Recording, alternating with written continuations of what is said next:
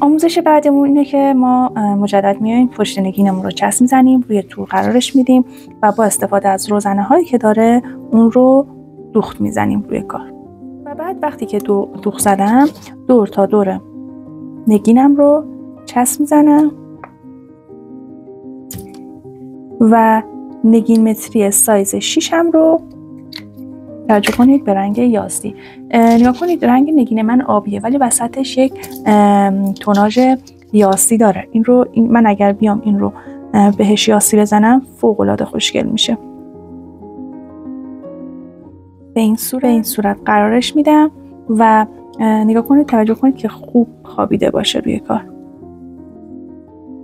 به این صورت قرارش میدم و میام دور تا دور کار رو، دور تا دور شیارها رو محکم دوخت میزنم. حتما دوخت بزنید. برای نگین متری به چسب اکتفا نکنید.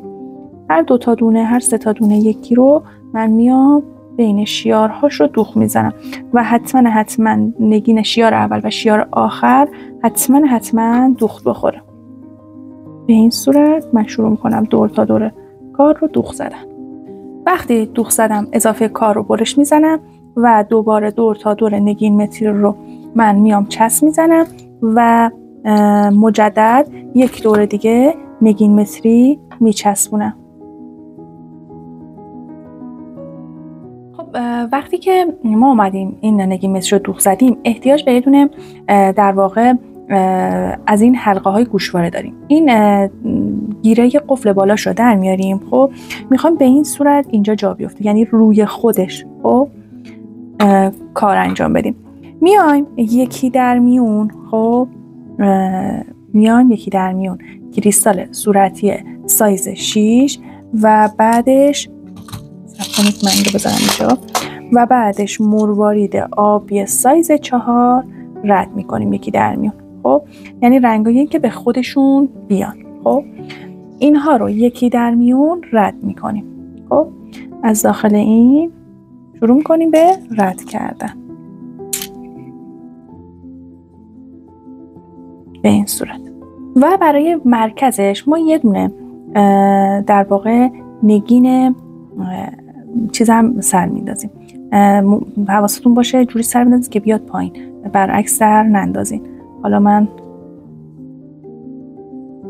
در نتیجه شما یه همچین حلقه خوشگل رو درست میکنید، انتهاش در واقع مروارید باشه. وقتی اینا رو سر انداختیم، خب یکی در میون سر انداختیم، این قفلی که باز کرده بودیم رو مجدد وارد میکنیم و با استفاده از انبر یا هر چیزی که داریم سفتش میکنیم.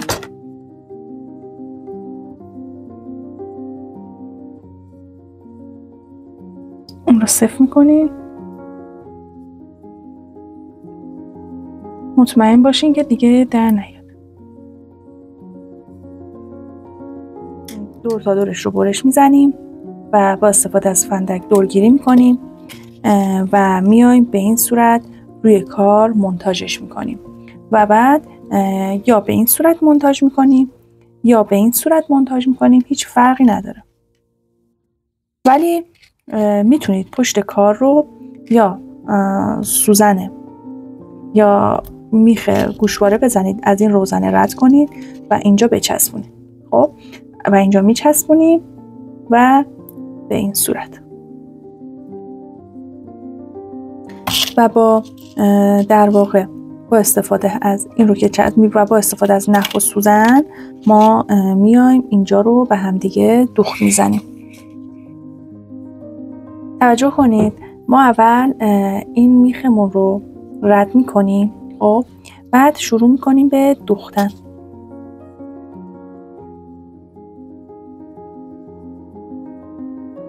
به این صورت خوب دوخت میزنیم.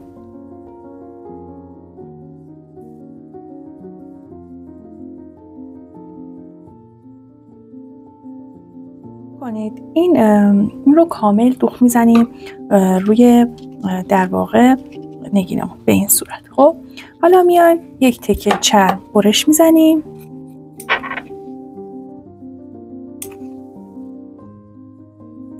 خب و پشت کار رو چسب میزنیم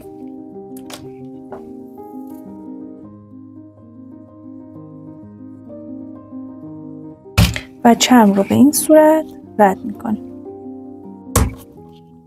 خب وقتی که رد کردیم میذاریم خوب خشک بشه و نگاه کنید این هم میزنیم که خوب بچسبه.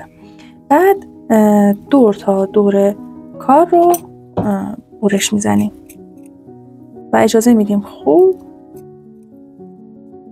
نخش رو من نبرم. میتونیم با این نخ دور گیری کنیم.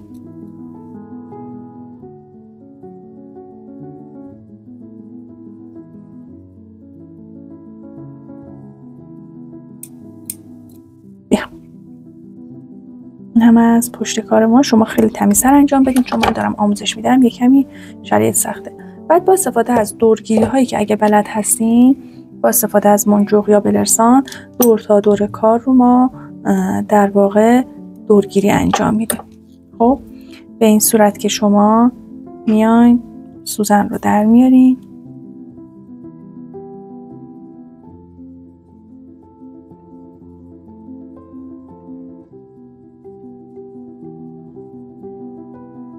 حالا با استفاده از منجوق یا دوخت‌های ساده، خب یا دوخت‌های ساده به این صورت ما دور تا دور کار رو دورگیری میکنیم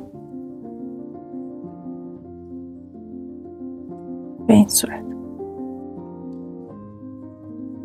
سعی کنید این دوخت‌ها داخل شیارها بیفته. بعد این کار رو اگر با نخ نامری انجام بدین، دورگیری کار رو خیلی بهتره چون باعث میشه دوخت‌های پشت کارتون پیدا نباشه. این هم از مدل بعدی گوشواره ما. این یک مدل، اینم یک مدل. بریم برای مدل های بعدی.